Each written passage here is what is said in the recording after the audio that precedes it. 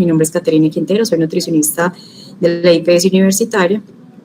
Vamos entonces a dar inicio. Sandra, ¿me puedes pasar la...? Claro. Gracias.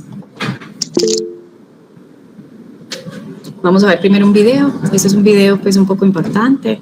Es en inglés, pero lo que nos interesa es que miremos las imágenes porque es un conteo regresivo de alguien que entra a hospitalización. Vamos entonces a prestarle bastante atención.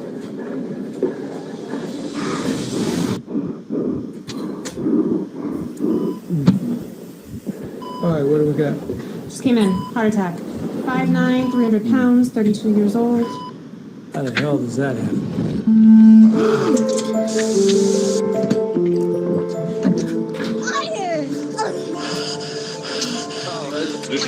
Can I get a, Could be developing diabetes. Here's an exchange. Oh, yeah. You're graduating! You watch TV, you wouldn't know to leave. You can't do this. Yes, can I get a... Yeah, no, You have to make a change.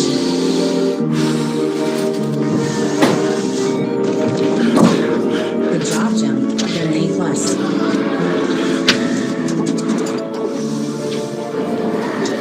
Here are your fries, sweetie.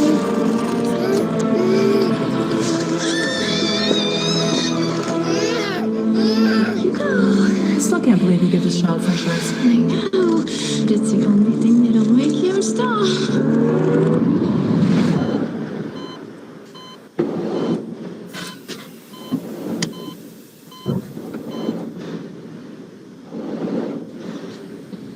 Bueno, este fue entonces un conteo regresivo.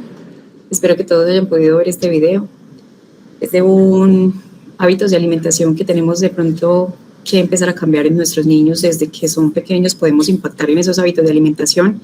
Se ha visto que los 10 primeros años de vida es para crear hábitos de alimentación con ellos y ojalá sean los más saludables, porque la alimentación que ellos van a tener en la edad adulta es precisamente los mismos hábitos de alimentación que vamos a tener cuando estamos viviendo con nuestra familia, con nuestros papás, con nuestra mamá. Y esto va a llevar a que ellos adopten buenos hábitos de alimentación o no. Vamos entonces a continuar.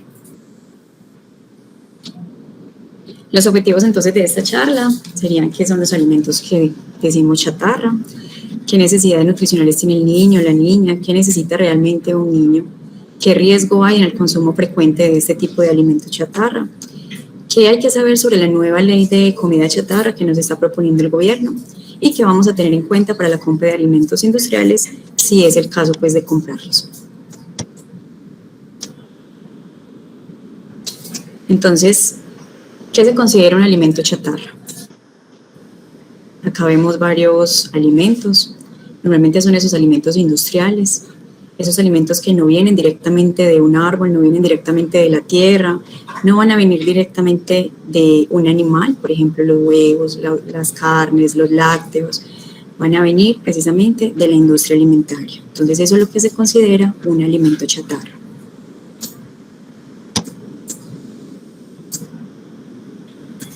Tiene como características principales, es que es un alimento alto en azúcar normalmente, entonces puede ser alto en azúcar o puede ser alto en panela, en miel, y estos alimentos como ya tienen ese azúcar adicionado, son esos alimentos que realmente tienen más calorías, más energía y nos pueden llevar a un exceso de peso. También se ha visto que son altos en sodio. El sodio es, digamos, como la sal, y esa adición de sal también puede llevar a que tengamos enfermedades del corazón, enfermedades cardiovasculares, enfermedades crónicas, que son esas enfermedades que están causando la mortalidad de nuestra población. Y también otra característica es que es alto en grasa saturada y alto en grasas trans. Es un tipo de grasa que también nos hace tener un mayor riesgo de tener infartos, enfermedades del corazón.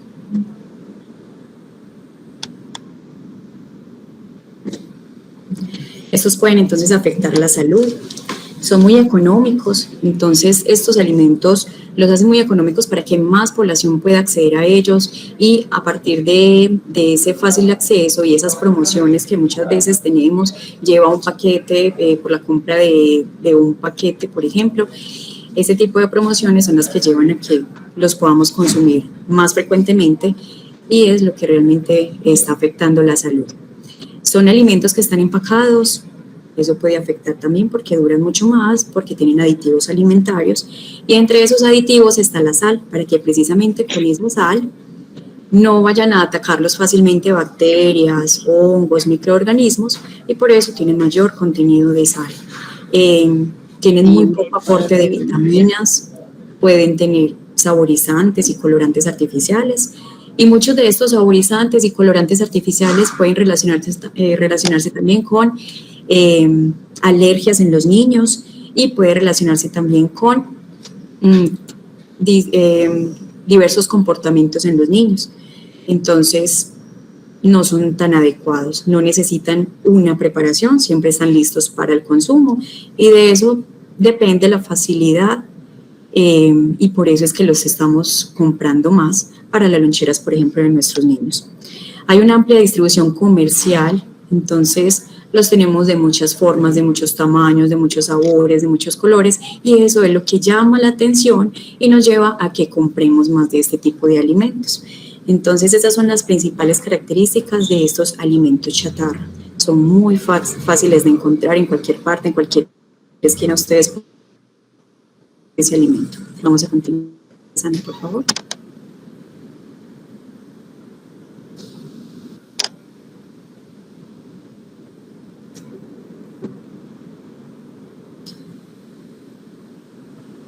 Bueno, ¿qué le interesa realmente a la industria? Pues a la industria le interesa es vender, a la industria no le interesa quién lo vaya a comprar, si el que lo vaya a comprar tiene alguna enfermedad cardiovascular, si tiene una diabetes, si tiene una presión alta, eso no le va a importar a la industria le interesa que le compren y por eso tienen colores, formas tan diferentes y ofrece una gran variedad en el mercado. Acá podemos ver en la imagen, por ejemplo, que los podemos encontrar muy llamativos, morados, azules, rojos, y se ha visto que el color rojo y amarillo en los alimentos es un poco más llamativo y eso conlleva que lo compremos más fácil.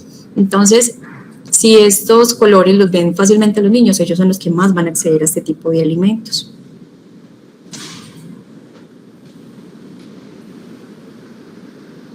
Incluso en las escuelas encontramos mensajes que conllevan al consumo de estos alimentos chatarra. Por ejemplo, acá en la primera imagen que vemos toma lo bueno, que son esas gaseosas. Y de ahí nos cuestionamos, nos preguntamos si realmente sí son buenos.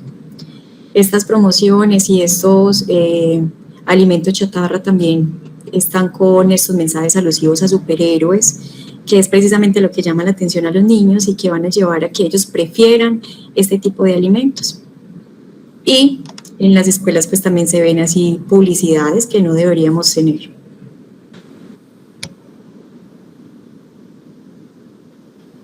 ¿Qué ha hecho que cambiemos esa alimentación? Porque anteriormente la alimentación era más en casa, era una alimentación mucho más natural, los alimentos eran tenidos en cuenta como los de la casa, que era la principal forma del consumo de los alimentos. Ahora hoy en día nos ha llevado todo a que consumamos más alimentos que están listos en el mercado. Entre esos factores es que las mujeres ya están trabajando más, entonces esas jornadas tan extensas de trabajo hace que no tengamos casi tiempo para la preparación de los alimentos.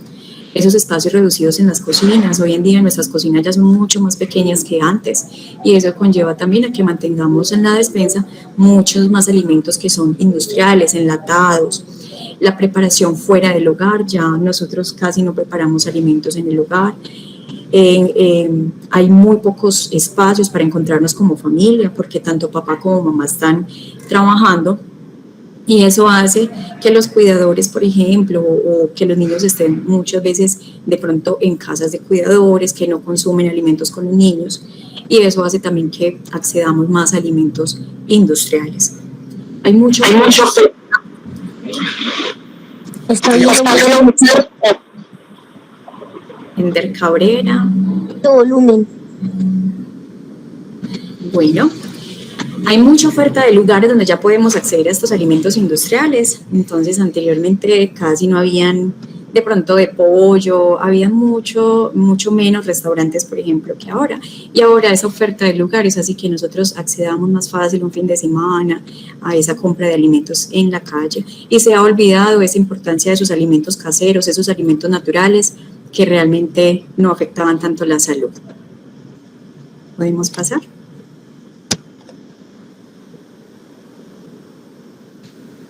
Entonces, ya hemos hablado qué enfermedades son las que causan normalmente estos alimentos industriales. Pueden llevar entonces a la obesidad infantil, a ese exceso de peso en nuestros niños, porque esos alimentos no van a tener tantos nutrientes ni tantas vitaminas. Lo que tienen es más exceso de calorías, exceso de energía, exceso de grasa, y eso es lo que va a llevar a que tengamos una obesidad infantil tan alta en nuestro país. Aditivos alimentarios son los que tienen este tipo de alimentos. Entonces hablábamos ahorita de los colorantes, los saborizantes. Hay un colorante que se llama tartrazina o amarillo número 5, que lo podemos encontrar en varios alimentos industriales, como por ejemplo los Doritos, los Chistris. No quisiera hablar de marcas acá, pero a estos alimentos que son naranjados o amarillos son los que tienen estos aditivos y se han relacionado con alergias en los niños y también con hiperactividad. Estos alimentos, entonces ya hemos visto que la publicidad es la que nos hace empezar a comprar más estos alimentos. Muchos de estos alimentos, el tamaño de la porción son muy grandes, entonces encontramos unas papas que de pronto no vienen por una sola porción, sino que vienen por 4 porciones en el empaque. Sin embargo, no sabemos si nos consumimos todo el empaque sin saber que son 4 porciones, entonces esto lleva a un exceso también de energía. El precio tan económico hace que también tengamos un exceso de este consumo.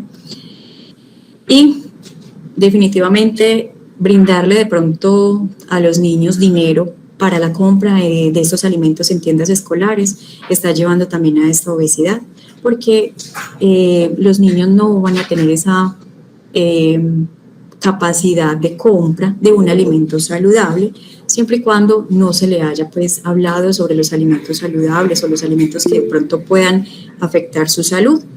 Entonces, por eso es tan importante que los niños también estén acá, no solamente los papás, porque así vamos a empezar a tener niños más empoderados de su alimentación desde pequeños.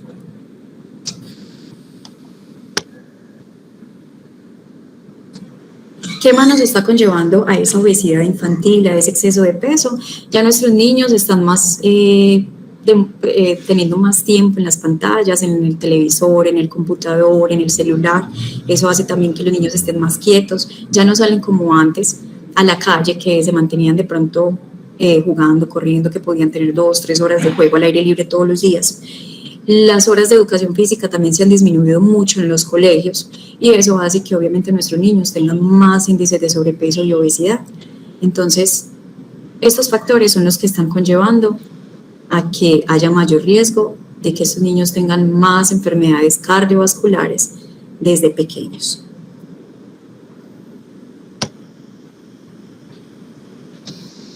Pero ¿qué pasa con este niño que tiene un exceso de peso?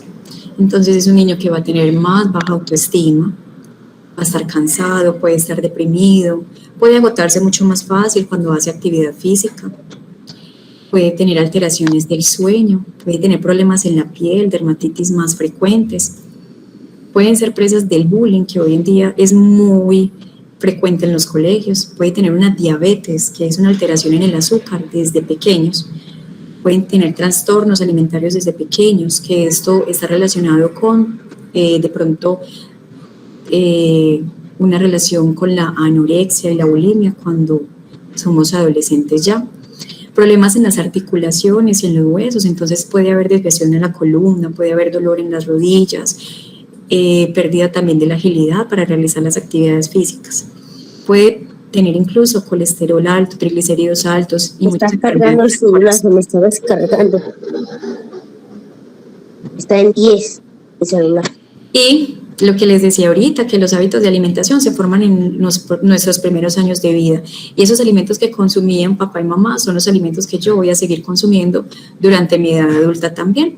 Entonces es importante empezar a mirar y hacer más consciente esa alimentación que tenemos estos adultos, porque desde pequeños nuestros niños están viendo todos esos hábitos que tenemos nosotros y los están imitando.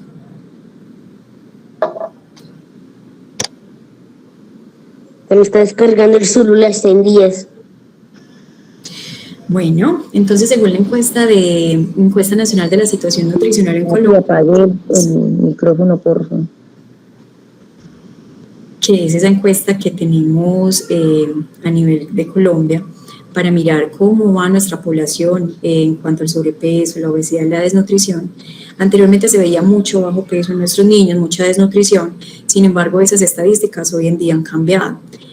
Vemos entonces acá un exceso de peso, que esto es en menores de 5 años en esta gráfica. Vemos que hay un aumento disminuido, no es tan alto, entre el año 2005 al 2015.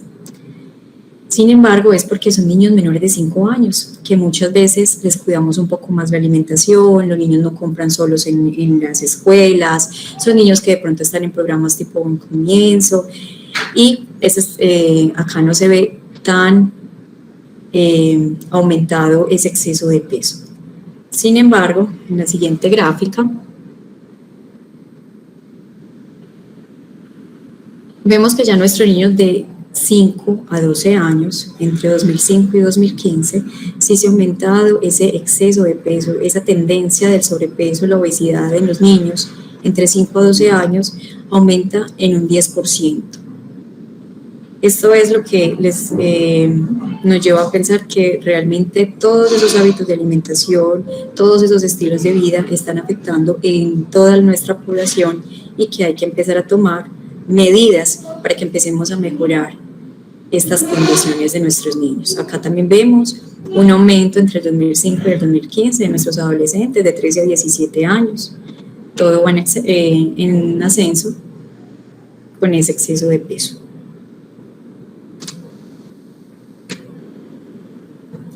Cuando hablamos de juego activo en nuestros niños, es que lo que se propone sea de 60 minutos diarios de juego. Y lo que vemos en estas gráficas, no me voy a quedar acá mucho porque la idea no es que estemos tan pendientes de las gráficas, pero solamente el 35% de nuestros niños y el 26% de nuestros niños solamente juega por lo menos 1 hora diaria. Entonces, realmente es un porcentaje muy pequeño. Y nuestros adolescentes también, 18% para hombres, 7% para mujeres. Siendo entonces las mujeres un poco más sedentarias. Quiere decir que nuestras niñas son un poco más quietecitas, el juego es muy diferente entre niños y niñas, y esto hace que haya también más sobrepeso y obesidad en las niñas.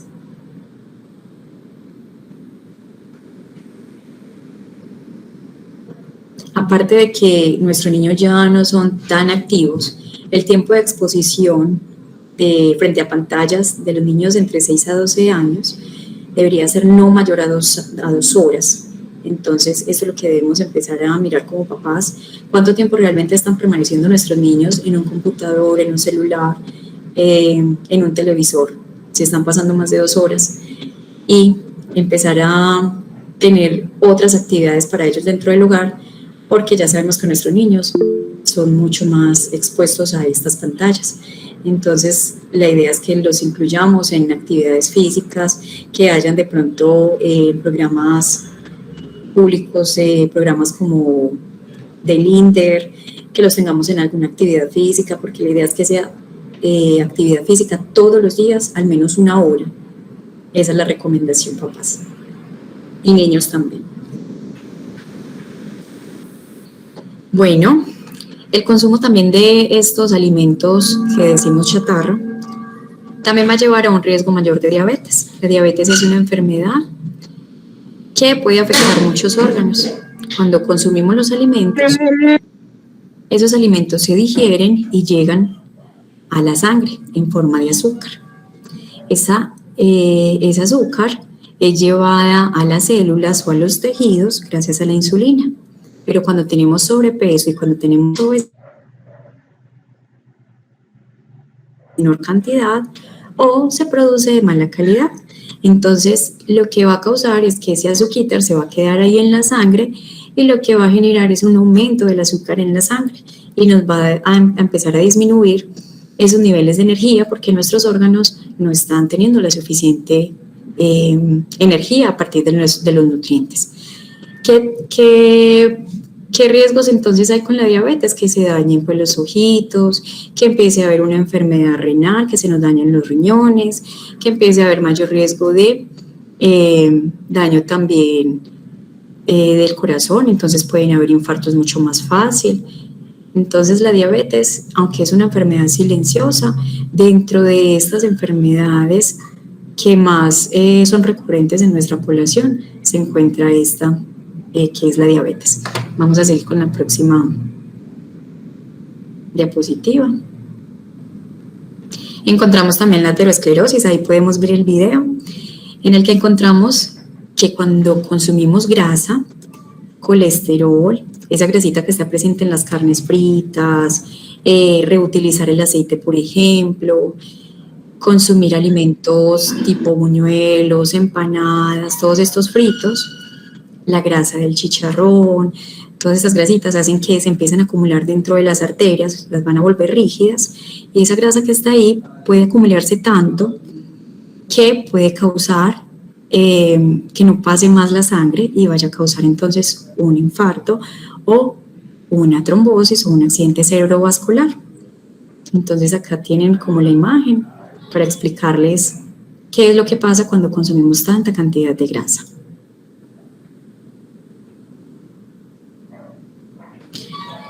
Esa grasa entonces tenemos dos tipos de colesterol, un colesterol que llamamos bueno, que se llama HDL, que ese es el que deberíamos tener un poco más alto. Ese colesterol nos ayuda a disminuir ese colesterol LDL, que es el colesterol que llamamos colesterol malo, que es el que se acumula en las arterias. Ese colesterol bueno es el que entonces debemos empezar a aumentar. ¿Y cómo se puede aumentar? Con el ejercicio, con el consumo de unos alimentos saludables, naturales y que nuestras grasas, las que estamos consumiendo, sean grasas del aguacate, por ejemplo, del maní, que los aceites que consumamos sean de soya, de canola o de oliva, que son aceites pues, que van a tener más contenido de grasas de buena calidad.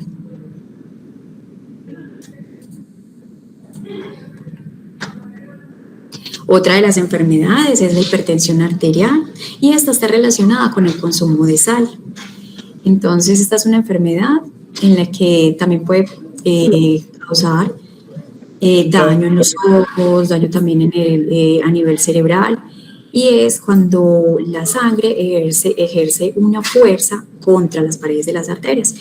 Es como si estuviéramos apretando una manguera que está abierta con todo el chorrito de agua y la apretamos en algún lugar.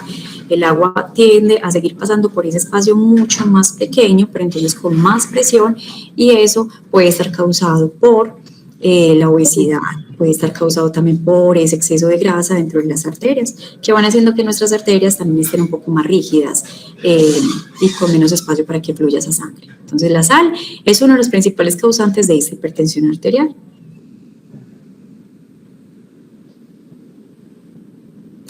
Entonces, ¿qué realmente necesita un niño para crecer? Ya vimos cuáles son los nutrientes que debemos prestarle mucho más atención en esos alimentos industriales, que son el azúcar, la sal y la grasa.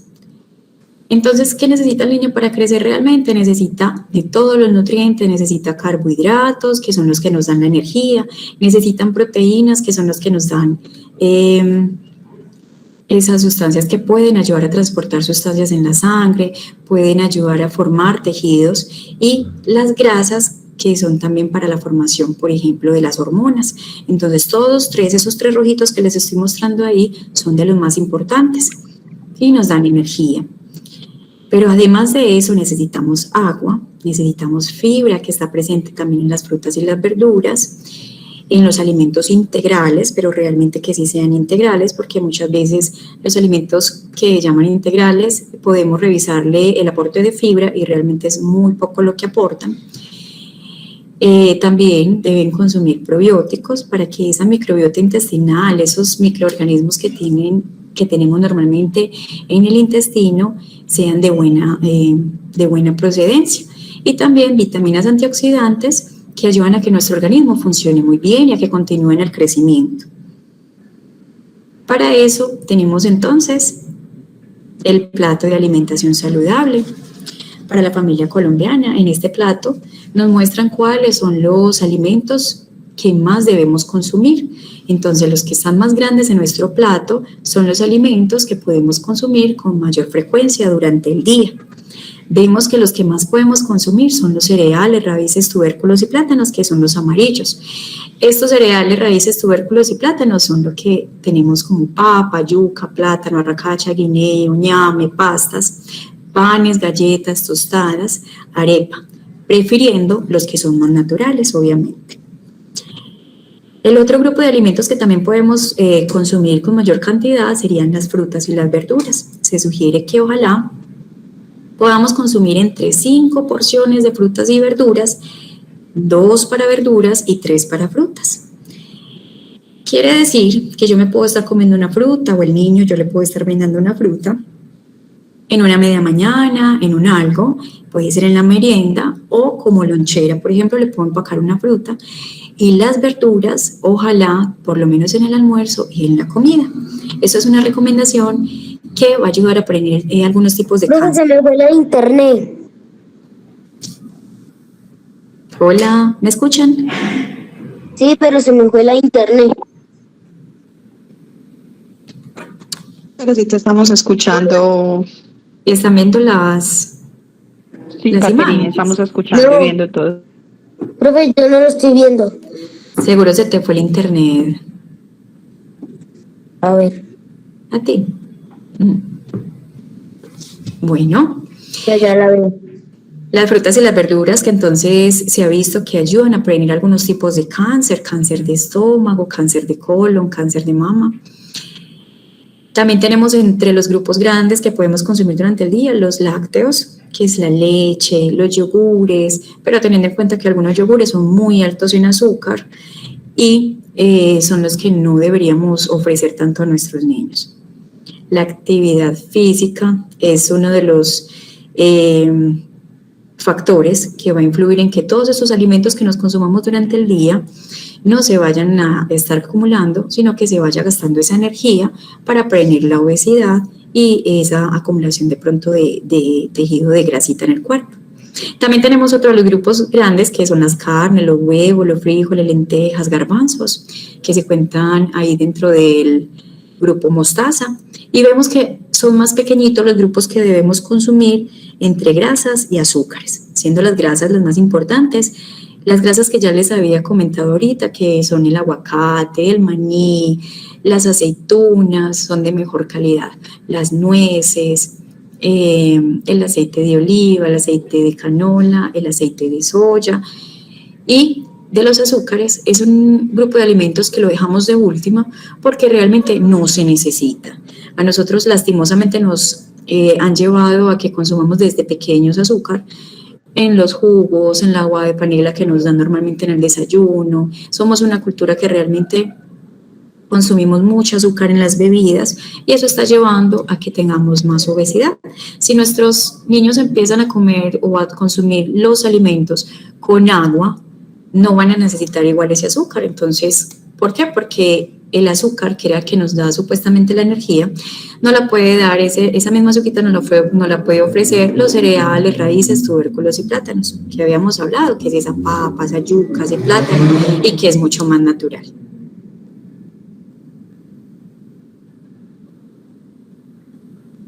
Bueno, entonces hay una ley del etiquetado nutricional, salió el año pasado.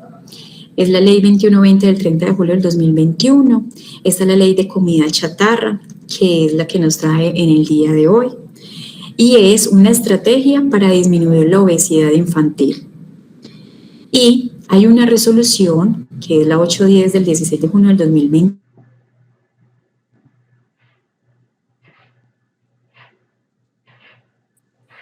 Profe.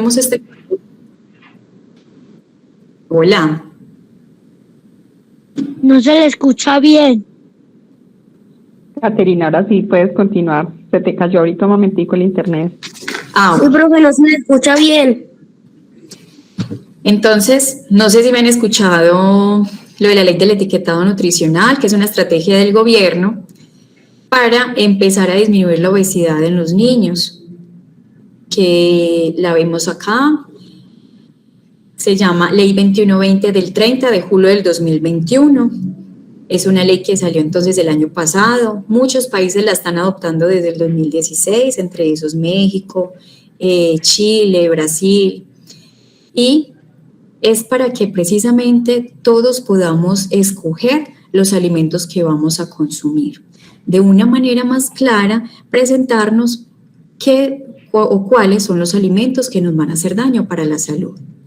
Entonces, lo que se propone es que sean fáciles de leer, que informen al usuario qué nutrientes contiene y si son más altos en sal, más altos en azúcar y más altos en grasa. Ese etiquetado nutricional no debe tener efectos o mensajes engañosos o milagrosos. Quiere decir que no debe decir aprobado por la asociación clínica o pediátrica, no debe decir ningún tipo de mensaje así, porque eso va a llevar a que consumamos más ese alimento y puede que no sea tan bueno nutricionalmente. Además, no debe decir que con el consumo de este alimento vas a tener de pronto mejores efectos o no tienes que consumir otro alimento. Ese tipo de mensajes que son engañosos o que te vas a ayudar a bajar peso no deberían estar en las etiquetas nutricionales. La etiqueta nutricional que se maneja en este momento es esta que vemos acá a mano derecha. Es un cuadro que no todos nos vamos a poner a leer, ¿cierto? Es difícil de manejar, es difícil de entender y lo que se propone es que sean mensajes muy claros que simplemente nos lleven a escoger pues alimentos más saludables con estos mensajes que digan alto en sal, alto en azúcar, alto en grasa, que son los alimentos de alto riesgo para las enfermedades crónicas o de alto riesgo para la salud pública. Esta es entonces la etiqueta. Es muy importante, mientras las industrias empiezan a organizar todo el etiquetado nutricional de los alimentos industriales, mirar la primera parte que es el tamaño de la porción, porque muchas veces el empaque puede traer 2 porciones y es para que no nos consumamos toda la cantidad, sino que nos consumamos apenas medio. Pero como no sabemos, por eso es tan importante que empecemos a leer esa tablita nutricional para que sepamos cuánto nos debemos consumir realmente de ese paquete. Vamos a tener en cuenta, entonces, para el aporte de grasa, todo lo que sea bajo en grasa saturada, bajo en grasas trans y bajo en colesterol, bajo en azúcar y bajo en sal. Todo lo que sea mayor al 10% en esa tablita es alto, sea en carbohidratos, sea en azúcar, sea en sodio o sea en grasa. ¿Listo? Estas son las grasas que sí realmente deberíamos consumir. Ojalá el producto que elijamos diga que es menor en aporte de grasa saturada, que sea libre de grasas trans, que son las que se acumulan dentro de las arterias, y que diga que tiene buen aporte de grasas mono o poliinsaturadas, o que sean mayor al 10%. Acá les voy a presentar un alimento que nosotros normalmente consumimos en una lonchera, que no deberíamos consumirlo. Vamos a mirarle el aporte de grasa y dice que grasa total es del 14% y dice que la grasa saturada es del 30%. Y habíamos hablado que todo lo que sea mayor al 10% es alto en grasa o es alto en ese azúcar o es alto en ese sodio o en esa sal. Acá vemos, por ejemplo, la grasita entonces, que es mayor al 30%, quiere decir que este alimento es fuente de grasa saturada, que es esa grasita que se acumula dentro de las arterias. Y vemos abajo que las vitaminas que nos aporta, vitaminas del complejo B, es porque viene fortificada.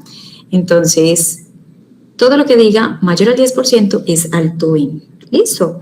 Vamos a seguir con la próxima diapositiva. Todos los alimentos, entonces, deberían tener o venir bajos en azúcar. Cuando nos referimos al azúcar, no nos referimos solamente al azúcar de mesa, sino también a todos los azúcares que no se reportan dentro de esa tablita nutricional. Puede venir, y ojalá leamos los ingredientes, puede venir con sacarosa, glucosa, miel, dextrosa, sucrosa, azúcar morena y de ribosa. Y todos estos son azúcares que puede que no estén contemplados dentro de la tabla nutricional, pero que sí estén contemplados dentro de los ingredientes. Entonces es muy importante que leamos también los ingredientes para saber si tiene alguno de estos azúcares, sobre todo si alguno de nuestros niños tienen diabetes. También se encuentra dentro de estos alimentos, dentro de los ingredientes, es importante mirar entonces si tienen melaza, cualquier jarabe, jarabe de glucosa, jarabe de maíz, jarabe de fructosa, maltodextrinas, néctares, maltas o azúcar de malta o maltosa, zumos, sólidos de glucosa y maltosa. Todos estos son azúcares que no nos los van a reportar dentro de los azúcares totales en la tabla nutricional, pero sí en los ingredientes. Entonces, muchas veces, panes que dicen que son integrales pueden tener contenido de panela que no se reportan dentro de los azúcares que tenemos en la tabla nutricional. Entonces, la idea es que no nos dejemos engañar porque el azúcar puede estar escondido y lo podemos captar en los ingredientes.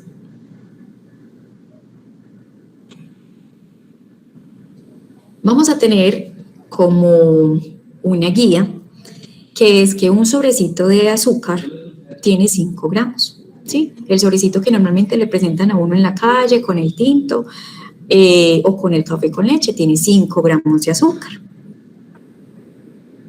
¿Por qué les estoy mencionando entonces esto? Porque si vemos acá, vamos a mirar las flechitas. Estos son bebidas que normalmente se empacan en las loncheras de los niños o que normalmente compramos, que son, no quisiera decir marcas, pero lo voy a mencionar, Hit, Tutti Frutti. Estos azúcares dicen que son 21 gramos de un vaso y este dice que tiene porciones por envase 2, quiere decir que un jugo Hit tiene 2 porciones en ese envase grandecito y que por cada porción tiene 21 gramos de azúcar, quiere decir que tiene 4 sobres de los sobrecitos que le venden a uno en la calle con el tinto. Si te tomas las 2 porciones de Hit, que son las 2 de la botellita completa grande, entonces estaríamos consumiendo no esos 4 sobres, sino 8 sobres de azúcar. Entonces, estos son los alimentos que estamos probablemente llevando a comprar a los niños a las tiendas, tiendas escolares y en la lonchera.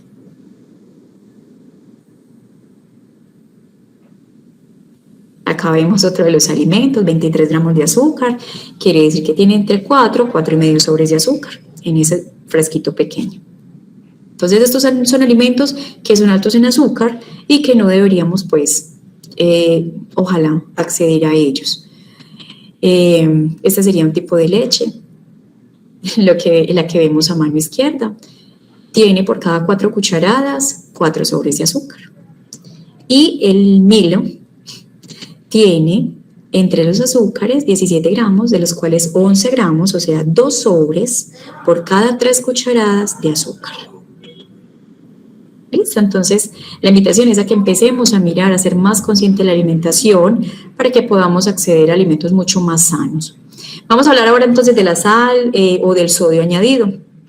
Gran parte de los alimentos industriales también son altos en sal para la conservación de ese alimento por más tiempo, ese alimento que viene empacado.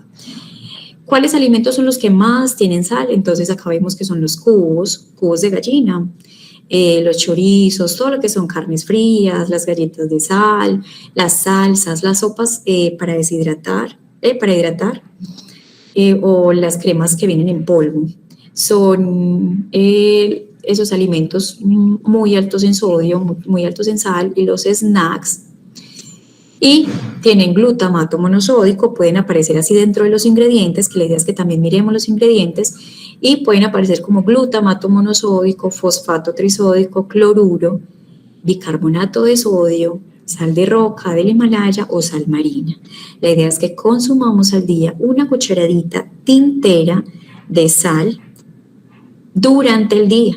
Pero entonces si le echamos sal al huevo, si le echamos sal de pronto a la ensalada, si le echamos sal extra de pronto a la carne, todo eso va sumando y va siendo mucho más que esta cucharadita. Y si a eso sumamos que aparte de toda la sal que le echamos a la alimentación durante el día, le estamos haciendo a nuestra familia una sopa por ejemplo, una sopa deshidratada, vamos a ver que nos aporta, acá vamos a ver la sal, el 30% por porción, ¿sí? Quiere decir que si nosotros requerimos o necesitamos 2.000 miligramos de sal en el día, de sodio, un solo sobre de sal por porción me está aportando toda la sal que debería estar consumiendo en el día. Entonces, este tipo de alimentos son alimentos que no deberíamos tener en nuestra familia. Ojalá y sea mejor cremitas naturales, cremas con carne natural, con papa, con verdura, y sería mucho más natural y con menor riesgo de enfermedades cardiovasculares. Acá vemos entonces, vamos a mirar acá el aporte de sal de un paquete de papas, también es mayor al 10%, recordemos que todo lo que sea mayor al 10% en esta etiquetica nutricional, o en esta etiqueta nutricional de esta tabla, es alto en sal. ¿Listo? Entonces, para que empecemos a acceder a alimentos que no tengan más de 80 miligramos de sal, de sodio.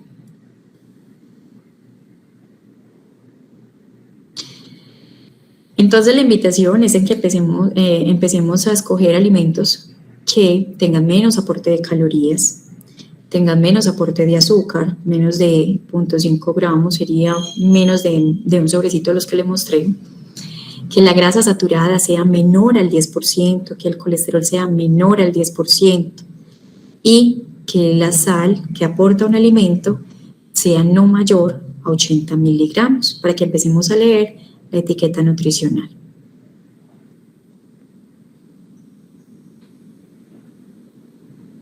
Pero sí podemos tener alimentos que sean de mayor fuente de grasas monoinsaturadas y poliinsaturadas, que serían esas grasas buenas, más contenido de omega 3, y eso sí pueden estar por encima del 20%. Y si queremos comprar un alimento fuente de fibra, debe decir que la fibra aporta más del 10%. Y si es fuente de vitaminas, que de 3 vitaminas o más aporte más del 10%.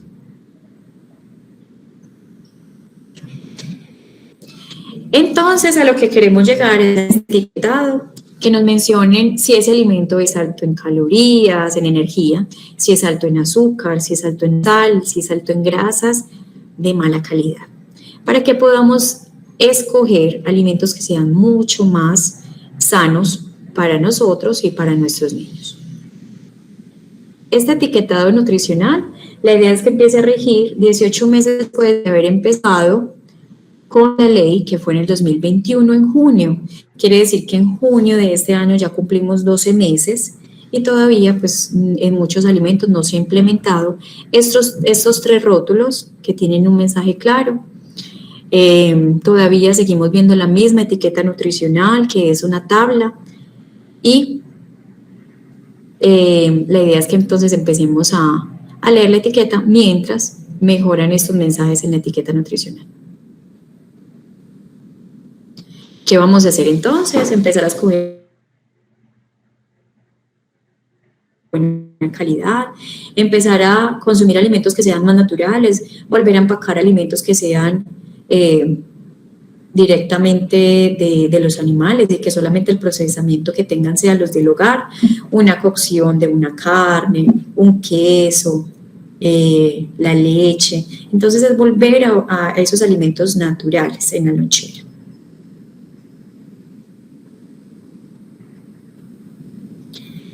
Es importante planear la lonchera de los niños, es importante que no se les brinde dinero, sino que empecemos a mirar en la semana qué les vamos a mandar al colegio. Y si tienen el complemento escolar, ya sabemos que no hay necesidad de mandarle alimentos extra, solamente una botella de agua para que el niño se hidrate durante la jornada escolar. Acá vemos entonces que debe haber un alimento fuente de proteína, puede ser la leche, puede ser el huevo, puede haber una fruta y una harina, pero que sea natural. Puede ser una arepa, puede ser una tostada, puede ser galletas integrales.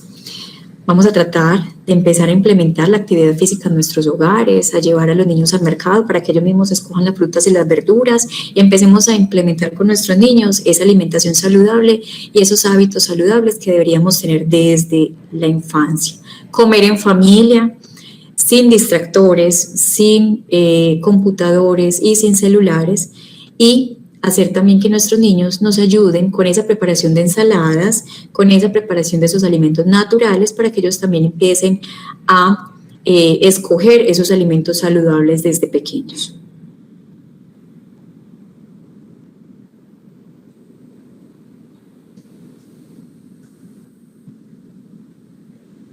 Bueno, hasta acá llega la presentación, esperamos que haya sido de su agrado, era un poquito teórica porque la idea era mostrar lo que realmente era importante mirar en esos alimentos industriales, que era el aporte de sal, el aporte de grasa, el aporte de azúcar, y que ojalá empecemos a retomar esa alimentación saludable.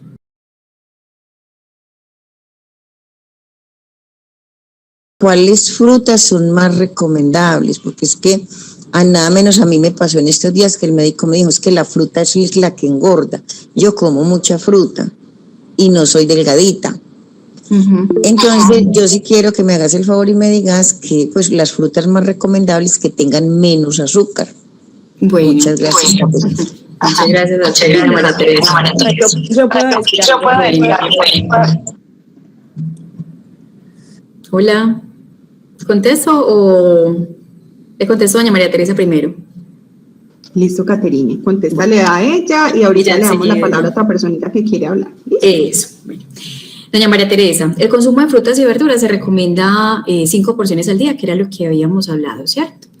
O sea que hasta 3 frutas es lo normal de consumir durante el día. Y se ha visto que tiene efectos beneficiosos en la prevención del cáncer y en la prevención de esas enfermedades crónicas. Estas 3 porciones de fruta equivalen, por ejemplo, si es banano, medio banano. Si es una fruta entera, por ejemplo, una pera, una manzana, una guayaba, equivale a una fruta del tamaño de una pelota de tenis. O sea que la porción es más o menos así, es una fruta pequeña. Y la porción, por ejemplo, para uvas o chuvas, fresas, es de 12 unidades, siempre y cuando sean pequeñas, pero se pueden consumir 6 si las unidades son muy grandes. Hay que tener en cuenta que es diferente el azúcar de mesa o la panela o la miel al azúcar de la fruta. El azúcar de la fruta es un azúcar natural, es un azúcar que se llama fructosa. Y como es natural y no la vamos a consumir en más cantidades que 3 porciones, entonces sería normal el consumo de cualquier fruta. Todas las frutas y las verduras aportan vitaminas, aportan minerales, aportan antioxidantes, aportan agua, aportan fibra. Entonces son muchos más los beneficios que aportan que tener solamente en cuenta la fructosa, que es el azúcar. Lo que sí podemos tener en cuenta es que todas las frutas se pueden consumir, incluso si hay una diabetes, porque ese azúcar se absorbe más lentamente cuando está acompañado de la fibra. Entonces la fibra hace que el azúcar de esa fruta se absorba más lentamente y no se aumenten los niveles de azúcar en sangre tan rápido. ¿Cuál es la fibra entonces? Esas semillitas, esa cáscara, esos pelitos del mango, por ejemplo. Entonces, cuando la fruta, la fructosa, que es el azúcar de la fruta natural, está acompañado por esa fibra, no hay tanto riesgo. Entonces, no hay riesgo con las frutas, pero sí hay riesgo con los néctar, sí hay riesgo con los jugos, porque son alimentos que ya se les quitó esa fibra. ¿Con qué? Con el colado, ¿cierto? Entonces, ahí sí no se sugiere que hayan jugos, zumos mayores a un vaso al día. Listo, esa sí es como la recomendación general, que no sea mucha cantidad de jugos que tomemos en el día, porque esa fructosa, ese azúcar, sí puede aumentar ese riesgo de tener alteraciones en el azúcar si tenemos una diabetes, y incluso pues si consumimos mucho jugo durante el día, que los triglicéridos empiecen a aumentar. Entonces, la idea es que de jugos se sugiere un vasito al día y que ojalá todas las bebidas sean mejor agua. ¿Listo? Sí tenemos que tener presente también cuando hay una diabetes que el azúcar de la frutica se va a aumentar en esas frutas cuando están más maduras. Entonces, si la fruta está muy madura, muy dulcecita, ya perdió un poco como de crocancia, la frutica está como menos turgente, más blanda, tiene más azúcar, más fructosa, y sí puede aumentar el azúcar cuando hay diabetes. De resto, toda la frutica las podemos consumir, doña Teresa. Muchas gracias, Caterina. A ti. Bueno, chicos, entonces no sé si de pronto hay otra personita que quiera hacer alguna otra pregunta, o si no, entonces para que arranquemos con el bingo. Buenas tardes. Mira, lo que pasa es que tengo dos preguntitas. Sí. Una, porque, o por lo menos me pasó a mí, dejé de consumir el azúcar normal y consumo ya es azúcar, o sea, es stevia. Y desde entonces yo siento como una necesidad, o sea, me dio fue por comer chocolate, o sea, es una necesidad de comer chocolate, pero no sé por qué. Entonces no sé qué tan bueno o tan malo sea. O sea, yo ya no consumo casi ni frescos ni nada que tenga que ver con las otras azúcares, solamente la que venden que son aptos para diabéticos. Entonces yo no sé, me preocupa eso porque yo nunca he sido así. Bueno, esa es la primera pregunta, ¿cierto? Te la voy a responder yo enseguida. Si tienes otra, podemos entonces responderla. Con respecto a los endulzantes artificiales, está la stevia, que es una de las más naturales, la sucralosa, todos los endulzantes artificiales como acesulfame, aspartame, todos estos endulzantes sí se ha visto que como son productos industriales igual, siendo más natural pues obviamente la stevia porque viene a partir de una hierbita, pueden aumentar ese consumo de los alimentos porque el cerebro capta que se está consumiendo algo dulce, así no tenga calorías, y aumenta esa insulina en sangre inmediatamente, y lo que hace es aumentar también el apetito. Entonces, lo que hace es que puede llevar a que alteremos también ese consumo de alimentos. También se ha visto que algunos endulzantes pueden disminuir la microbiota intestinal, o sea, las bacterias buenas intestinales pueden disminuir cuando hay un consumo exagerado de estos alimentos, de estos endulzantes artificiales. Entonces, ¿cuál es la meta? Realmente no consumir ningún endulzante. Y si te hace mucha falta empezar a consumirlo, pero irlo disminuyendo de a poquito. También hay que mirar qué está pasando con tu alimentación, qué está pasando con tu estilo de vida, porque cuando tenemos tanta ansiedad, se sugiere que lo que hagamos con nuestra mente es ocuparla. Puede que muchas veces lo que necesitemos es hacer más actividad física, salir un poco más de la casa, porque cuando estamos en un ambiente que estamos solamente en la casa todo el día, puede que tengamos un poco más de ansiedad.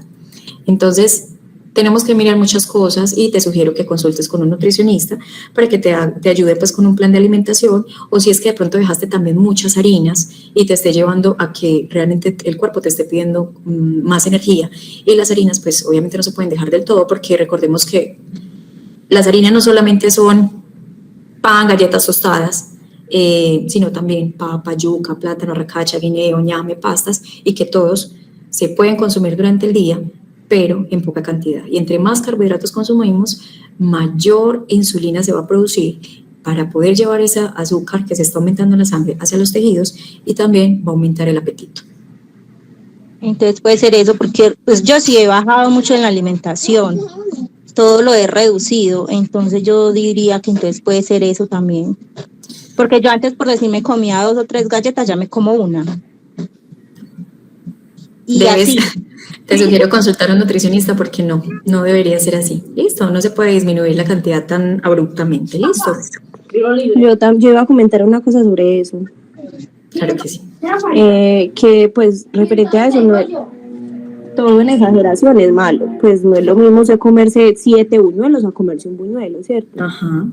Entonces, yo digo que, por ejemplo, lo que decía la señora de las frutas, pues si usted va a comer, por ejemplo, se va a comer 4 naranjas al mismo tiempo, ¿cierto? Entonces es diferente a usted comerse una naranja.